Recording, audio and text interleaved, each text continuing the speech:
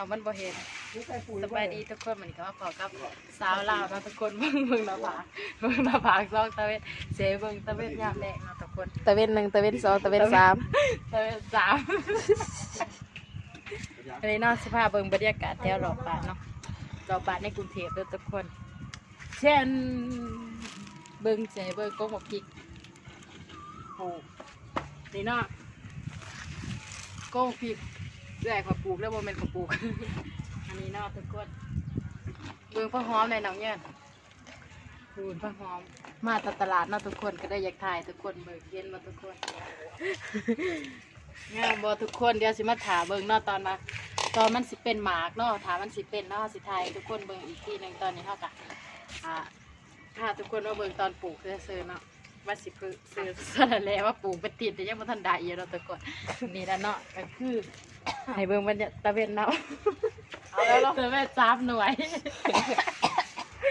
นี่แล้วเนาะทุกคนจะได้กะฝากไว้ โอ้พริกเหยียบตีนกู ปลูกพักอยู่กรุงเทพทุกคน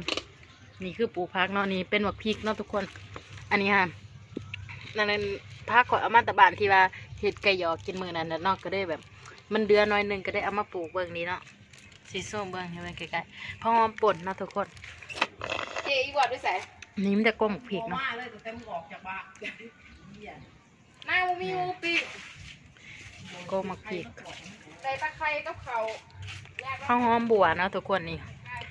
ข้าวหอมบัวเบิ่งงามตอนนี้หันบ่ทันได้แบ่งออกเนาะตอนนี้ปลูกใหม่ตอนนี้ยังบ่ทันได้แบ่งออก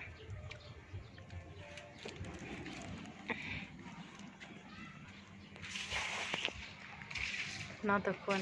ตะเวนยามแดงอันนี้เจเพิ่นกำลังตากเสื้อผ้าอยู่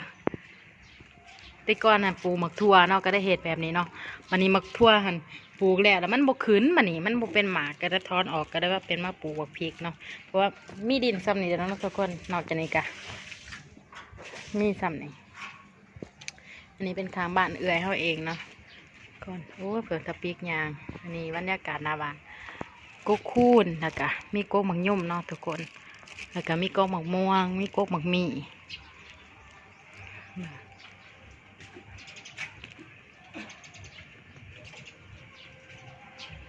ปิ๊ก ซึกกินน้ำอยู่เจ๋ว่ะ